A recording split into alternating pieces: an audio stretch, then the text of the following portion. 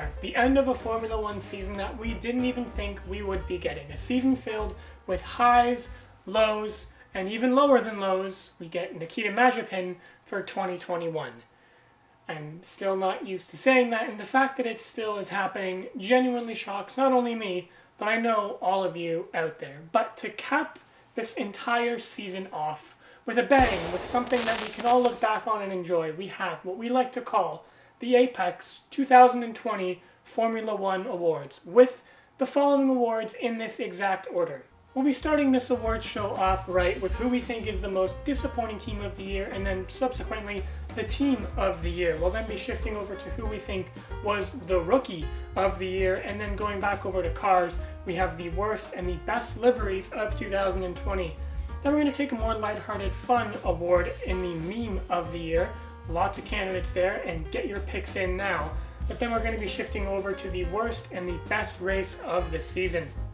Then, here at the Apex, we picked what we think is the moment of the year, the one moment of the entire season that we can look back on and remember that was 2020. And then, of course, the flagship award, the one you're all going to be sitting through this video waiting for, is our most disappointing driver and our driver of the year.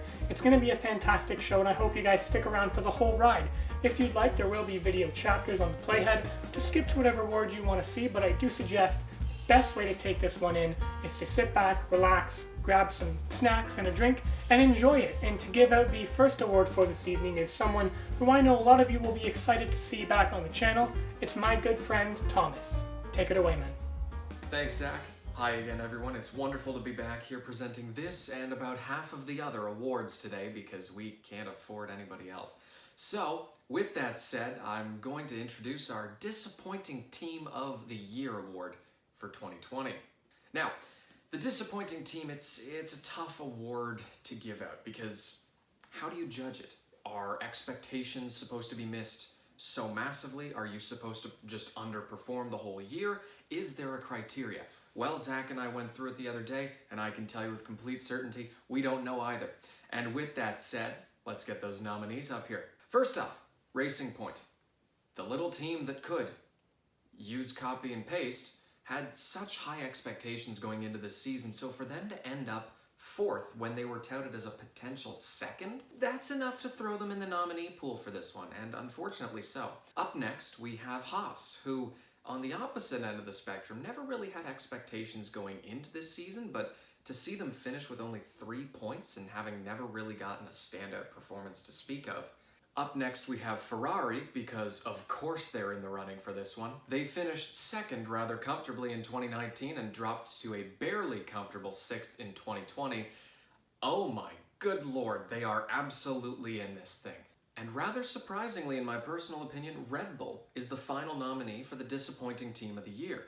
They had expectations to be about second place after preseason testing, and while they accomplished that with no real struggle, it never seemed as though they were going to give Mercedes that little push that people seem to think they might be able to. And with that said, the winner of the most disappointing team for 2020 is Ferrari. Because of course it is. There was never any competition. The other 3 nominees were formalities. Of course Ferrari wins this award. They lost 4 places from 2019 and the regs didn't change that much. How do you do, oh right, they were cheating, but like, how do you do that? And they were so arrogant about how good their engine was, and they were cheating! Oh my god, they're the most disappointing team this year, but they 100% deserve it. I just want to be very clear about that. They had this coming.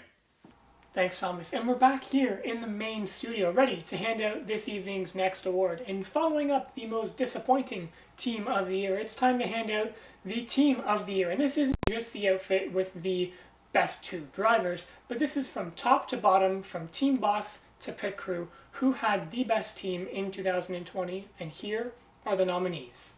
McLaren F1 team, team boss, Andreas Seidel. Mercedes AMG Petronas Formula 1 team, team boss, Toto Wolff. Renault Formula 1 team, team boss, Cyril Abiteboul. And Scuderia AlphaTauri Formula 1 team, team boss, Frederic Vasseur. And the award for Team of the Year goes to Mercedes. An absolutely fantastic season capped off with a 7th straight Constructors' Championship a 7th straight Drivers' Championship, and an unwillingness to stop pushing the limits and pushing the boundaries. Up next, we have the Rookie of the Year award, and look, it just so happens that the first year we decided to do this award ceremony, this otherwise rather interesting award happens to be a formality. So then, with that said, let's get the nominees out of the way for the Rookie of the Year 2020. First up is Nicholas Latifi. He was the only rookie to compete the entire season, and he was never really that impressive in fairness, but I will give him credit because once George Russell went to Mercedes and virtually matched Bottas on pace immediately, that to me spoke very highly about Nicholas Latifi's skills, and I'm curious to see what he can do in the future. Aside from Latifi, we also had 2 brief guest appearances as Pietro Fittipaldi and Jack Aitken stepped in for 2 and 1 races at the end of the season, respectively. Neither of them really had a chance to show too much of anything, but both were solid and respectable in the roles that they were given in the short amount of time they had. And the winner of the 2020 Rookie of the Year award goes to Nicholas Latifi. Purely by default. Let's just forget about this one and wait for next year. And now it's time to take a look at the worst liveries of the season. These are the ones that were just jaw-droppingly terrible and no one wanted to look at. And now let's get to the nominees. We have Ferrari for being literally a red car with some sponsorships on it. Haas for being bland and not really good enough to face up against the rest of the grid. And we have the Racing Point for what we know is the diagonal lines that I absolutely hate. And the winner is... who could have guessed? It's Ferrari for being a red car with literally sponsorships that don't match it whatsoever. Please just be better, Ferrari. We beg of you, and we hope that you are the most improved livery next year. And now it's time for the best livery of 2020. The sleekest, the slickest, the least diagonal for Zach's sake. These liveries were the best of the best and made their cars and drivers look better just by being in those machines. And with that, let's get to the nominees. Up first, we've got McLaren. Ever since they swapped to the orange, they've been looking pretty sharp, but this year's effort was a notch above the rest. Really, really crisp work from them. After that, much to Zach's chagrin, it's AlphaTauri. Their unique livery was never really seen before in that style in Formula One, and they nailed it first time out of the gate. After that, there's Williams, who hold the unique distinction of being the only team on the grid this year to produce 2 gorgeous liveries, unfortunately being forced to switch after their primary sponsor Colgate toothpaste pulled out. Beyond that, we have Renault, who have continued with the ever beautiful color combination of yellow and black, and the sleeker nose of this year's car really highlights the difference between the two. It's just a nice livery. What more can you say? And finally, Mercedes. The silver they brought to the table after preseason testing was as sharp as ever, but when they kicked it up a notch and introduced the all-black car with that red star for Niki Lauda, all bets were off. That thing looks mean. That thing drives mean. It's just a beautiful car all around and a well-worthy nomination for this award. And with that, the winner of the best livery of 2020 goes to Mercedes. Fittingly, the best-looking car was also the most successful. My goodness, that thing was sleek. I will die on this hill. That black Mercedes is an all-timer livery. And now to a more lighthearted, fun award, the Meme of the Year. These were the moments of the season that we were able to just laugh at, giggle, and chuckle at, and here are the nominees. Ferrari, just as a team in general. Max Verstappen's Bahrain Grand Prix chair. The Twitch Boys. Alpine young driver Fernando Alonso, and Hulkenberg filling in for anything and everything. And the winner of Meme of the Year goes to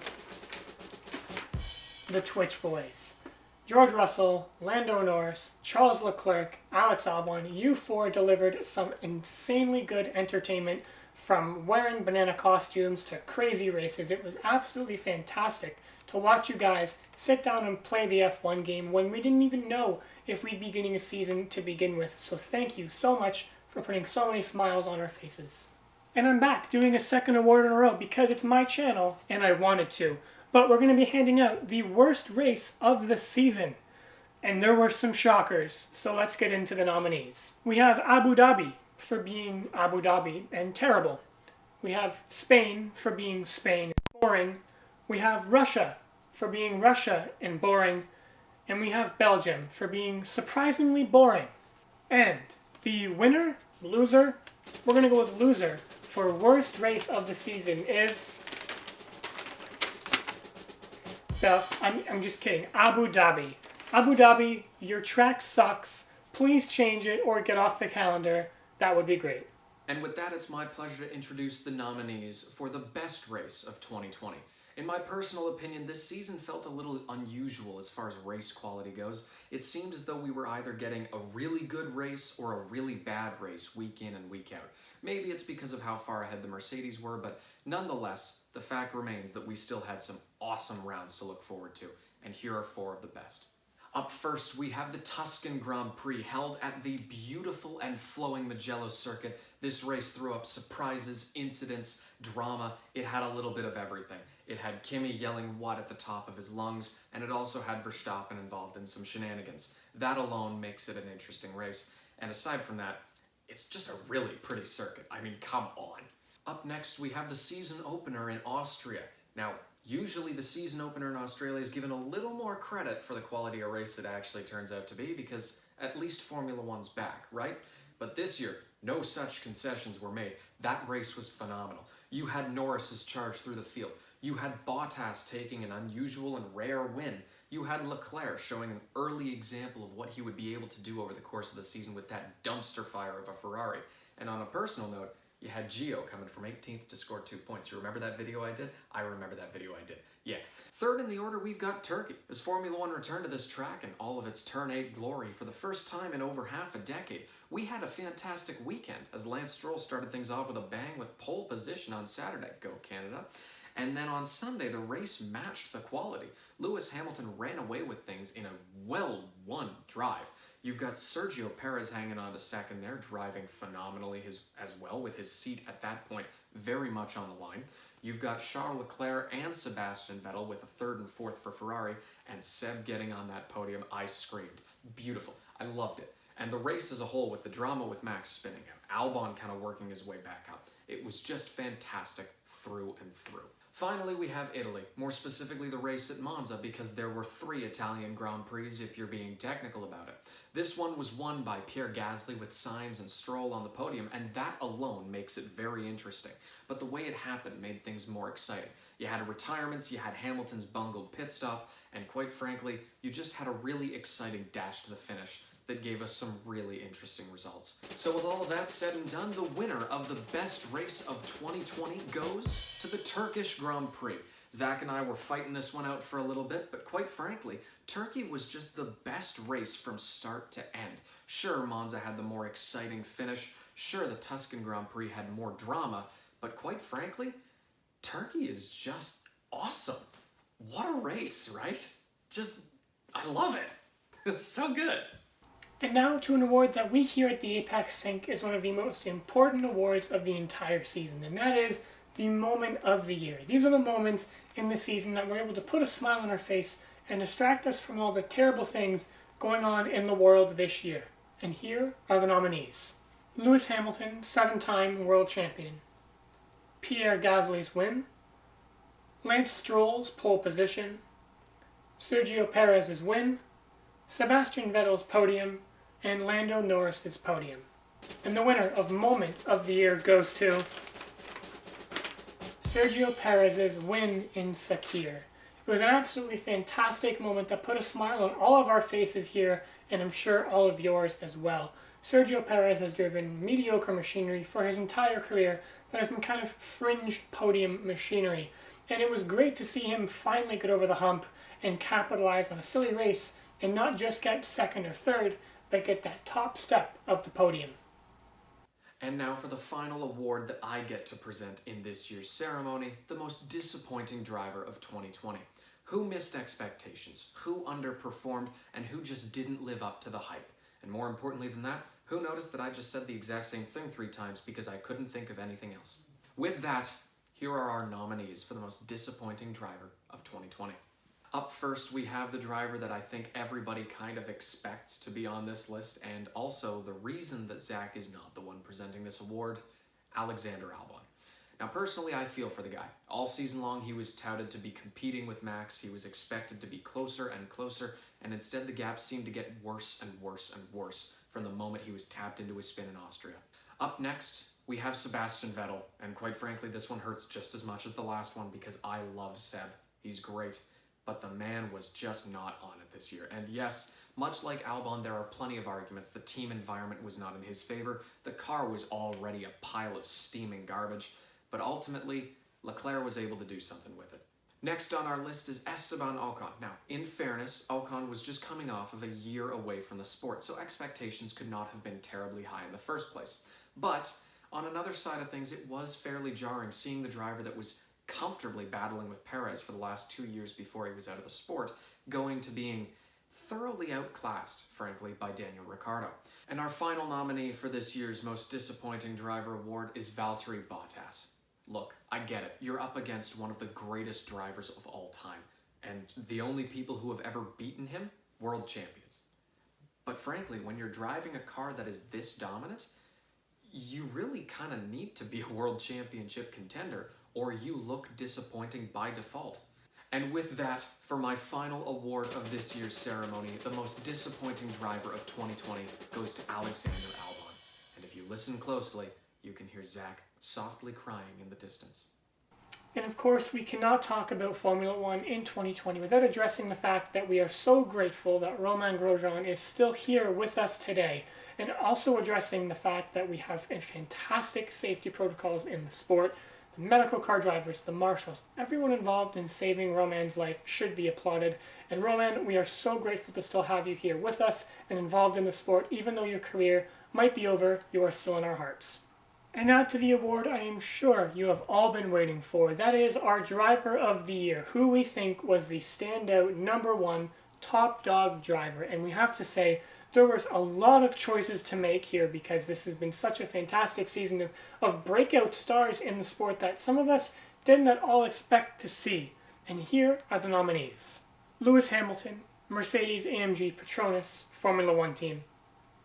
Max Verstappen, Red Bull Racing. Pierre Gasly, AlphaTauri Formula One team. Charles Leclerc, Scuderia Ferrari.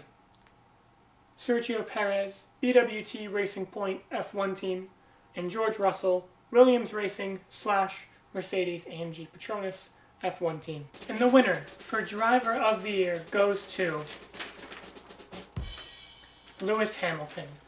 One of his most dominant seasons to date in the most dominant car in Formula One history, Lewis Hamilton capped off this season with his 7th World Drivers' Championship, an absolutely incredible feat, tying only the likes of Michael Schumacher. If it weren't for him, one of the other guys definitely would have taken this, but this season for Lewis Hamilton was absolutely pristine, and we can't wait to see what he does in 2021. Maybe he'll have more competition and have a bit more challenge in getting his 8th title, but we'll have to see. So, there it is, the 2020 Formula One Awards, a fantastic Formula One season that we didn't even think we would be getting in the first place, but turned out to be extremely entertaining, and in our opinion here at the Apex, one of the best in recent memory. And of course, we can't end off this video without thanking you.